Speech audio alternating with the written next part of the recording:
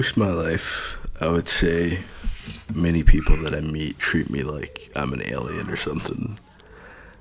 I do suppose, in many ways, my existence and my birth is kind of like miraculous in a way. I guess that's because my mom grew up from North Carolina. I would describe her as like a Southern belle, and her father, her mother were both sharecroppers in North Carolina.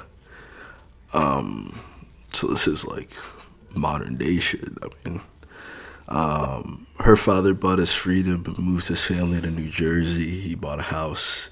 They raised about 8 kids together. And on my father's side, his mother had 6 different kids by 6 different men. She's a very lively woman who didn't take no shit from the British West Indies. And he adores his mother, you know. My mother was an electrical engineer with 2 master's degrees. My father was serving a natural life sentence in prison when he was 17 years old. He didn't get out until he was about 38 or 40. My mother was Christian, my father was Muslim, and they were married for about 20 years before they got divorced. They got divorced right around the time I was going into high school or so. So I guess that's always been a really interesting origin.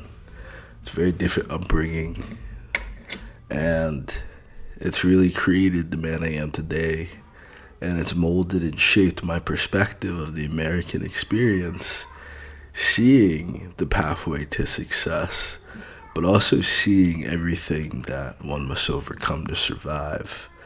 I really love and respect both my parents greatly, and they've made me who I am today. I would say that's until I took my life into my own hands around the age of 17. By that time, my parents had been divorced for about 4 years or so. And their marriage started before I was born as well. So it started to balance out the time that I lived in a two-parent household and the time that I lived just kind of on my own. And I left New Jersey at 17. I lived in Ohio for about 5 years.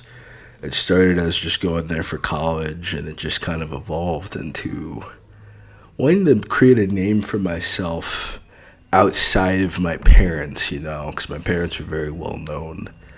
I was a Dean List student. I was an undergraduate student government, senator at large. I was a founding father of Pi Kappa Alpha. I had a great job. And I left everything to become an author. And it took a while. I think I left school around 2013 or 2014.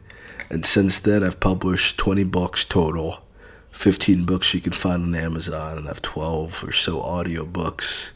And I didn't become rich or famous yet, but the experience that I've gained in being an author really changed my life because it was something that I did by myself that was my own, that other people can't take credit for.